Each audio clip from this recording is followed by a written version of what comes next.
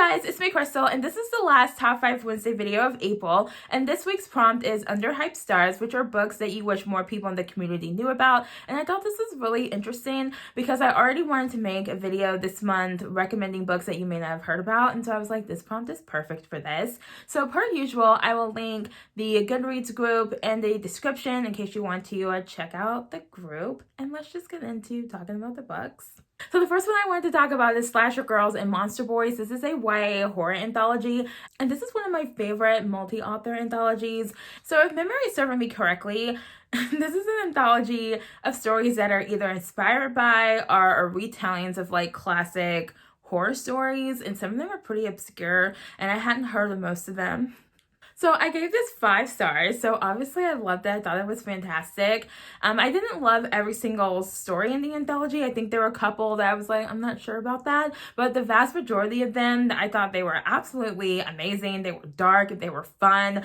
They were disturbing. There were some very creepy things going on. One of my favorite stories was this one that was told in second person. And not only was it told in second person, but the author did something like with the plot that like I had never experienced in the story before. It was just like so trippy and so fun and so good and so weird, and I'm like, this is the weirdest thing I've ever read in my life, and I just absolutely loved it. So I have seen a couple people haul this book, but I don't think I've heard anybody actually talk about it.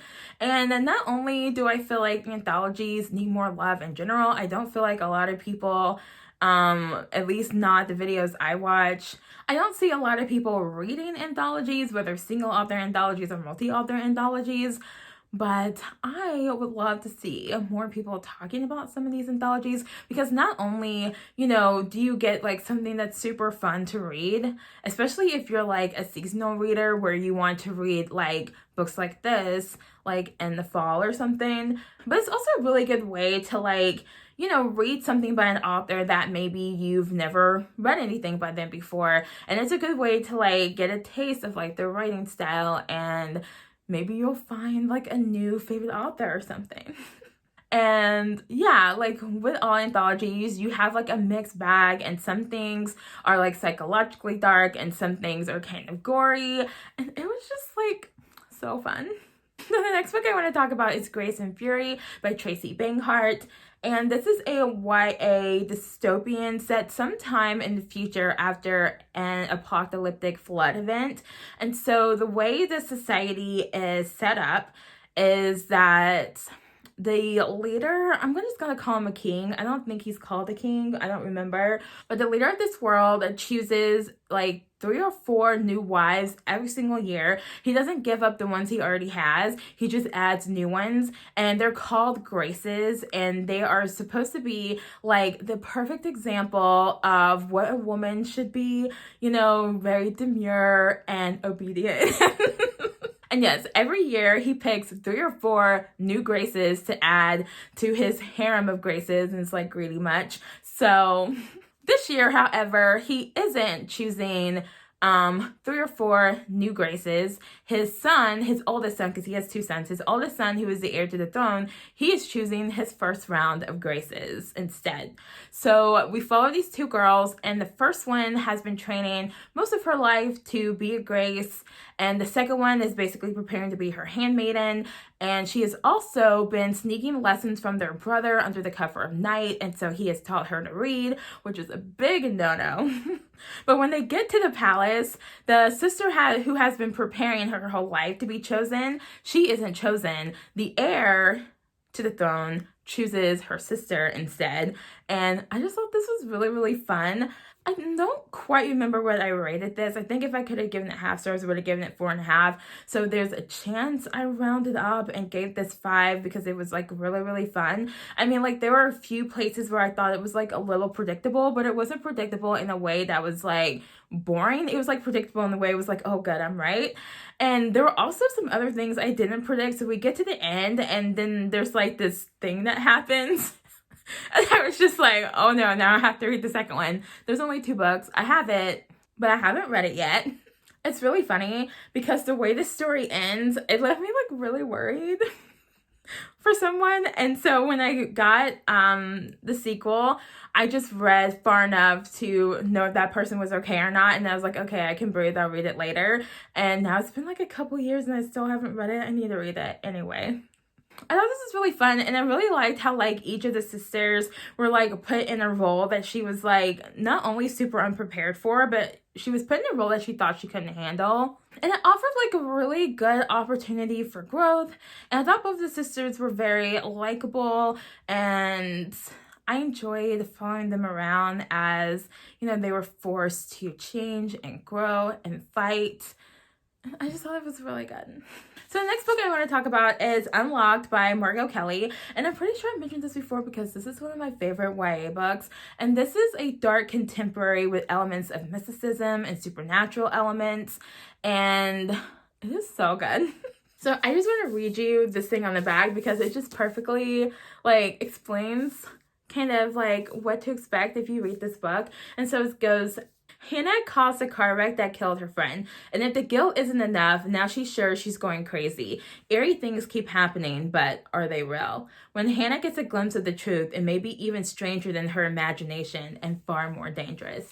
So this story opens at a carnival, and the main character is there with her friends. And so they go and see this hypnotherapist show, and Hannah gets chosen to go up on stage and be hypnotized. And while she's up there, she's like, this isn't really working. But she sees like these ants crawling across the stage, and then she starts seeing ants crawling everywhere.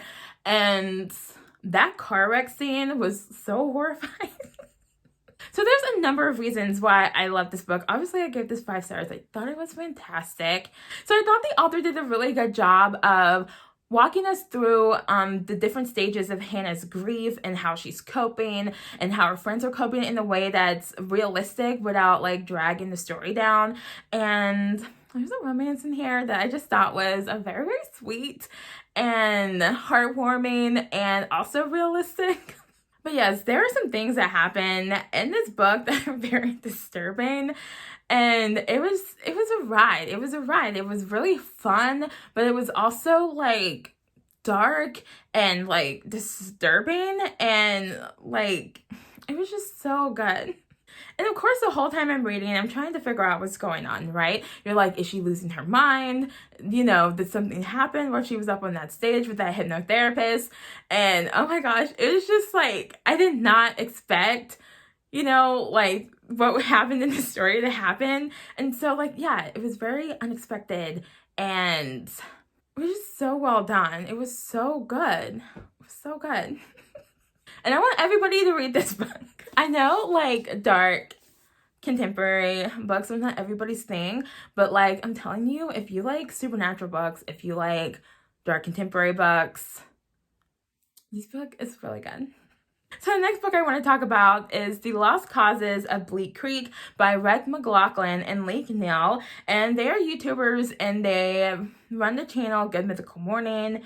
And I read their other book. It's a nonfiction kind of memoir book, like kind of going through the history of their friendship and like their channel and other business ventures and such that they got into along the way.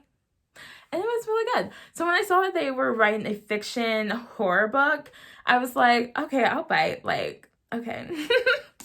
This was surprisingly good. I don't know why I'm surprised. Rhett and Leek are very creative and they're very talented.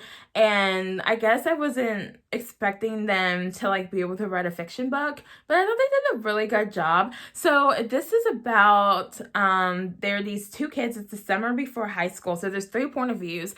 There are these 2 14-year-old kids, kind of parodied after Rhett and Leek. And then there's this woman, I want to say she's 21, and she is home for the summer in Bleak Creek visiting her family. And she is wanting to do this documentary talking about like there's like a lot of like kidney stones in this area. Like a lot of people have kidney stones, and it's like one of the highest rates of kidney stones like in the country. And so like she wants to do some investigative journalism to try to figure out like why do so many people in this town have kidney stones. So anyway, there's this reform school in Bleak Creek. And so basically, if you have a kid who is misbehaving or whatever, and you want to send them to like reform school, this institution will come and grab your kid and drag them to the school against their will. And so they have like this elaborate like kidnapping thing that they set up. The parents let them into the house. They trap the kid in their rooms, and then they grab them and throw them in a white van and take them to this reform school. And so obviously our main characters do something crazy that get them sent to this reform school, and I thought it was really, really fun. So I would call this like a supernatural horror. There are definitely supernatural elements going on, but I thought like the kids' friendship was like really sweet, and they were like really there for each other, and they really cared about each other. But it was also like a little dark. It wasn't like too dark. It's kind of hard to put this in like an age category, because like while there was nothing in here that I think is inappropriate for the YA genre, there was also nothing in here that made it a book that adults couldn't also really enjoy. So I think this is just like a fun horror book for everyone. I mean, there's a little bit of language in here, because some people, they don't want their kids to read books with language. I think I've seen like one booktuber that's like in the realm of channels that I'm subscribed to talk about this book. And I think she was doing a like books that are on her TBR video or something, and she mentioned this book, and I really should have commented on her, tell her that this book is good and she should read it. But anyway. Actually, no, now that I'm thinking about it, I think there's another point of view in this book. So like maybe there are 3 point of views for the kids, and then like maybe 1 adult point of view. Anyway, this was really, really fun.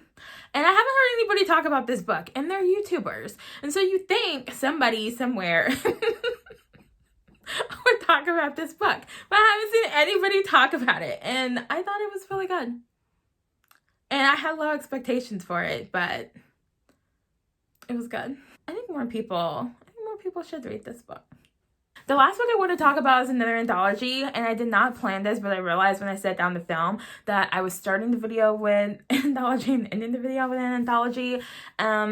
I gave this one 4 stars. I think this is the only book in this video I didn't give 5 stars to, but that was just because the stories that I didn't like, I really didn't like. But anyway, so this is a YA dark fairy tale anthology, a multi-author anthology. And so everyone is retelling a fairy tale, and my favorite story in this, I want to say, is the Brothers Piglet. I still get chills when I think about it.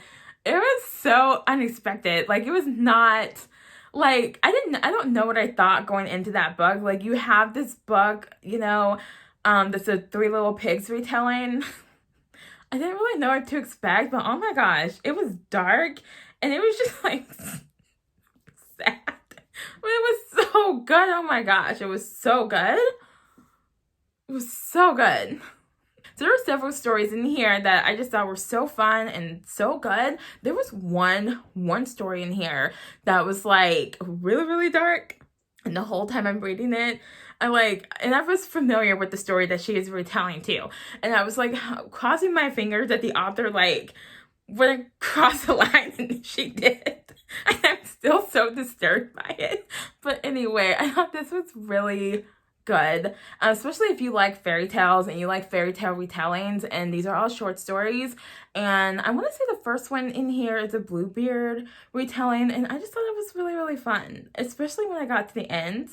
Like, there were some of these, like, the endings were just like so good. And this edition that I have actually has a ribbon bookmark. If you want some dark, disturbing fairy tale retellings, this is good. So that is all for this video. Hopefully I have convinced you to give one of these books a chance, because they all deserve more love. They are all so good. And I haven't really heard anybody talk about them. So let me know if you have heard of any of these books, and if you've read any of these books and what you thought about them. Because I feel like I'm over here on an island by myself, freaking out about these books alone. And if you know anyone who maybe has similar taste in books to me, and who you think might like these books, you know, like, feel free to recommend them, you know, because I can vouch for them. And I just want more people to read these books. Anyway, okay. That is all for this video. And I will see you guys next month. So I hope your week is going well so far and that your April has gone well. And I will see you guys in May. Bye.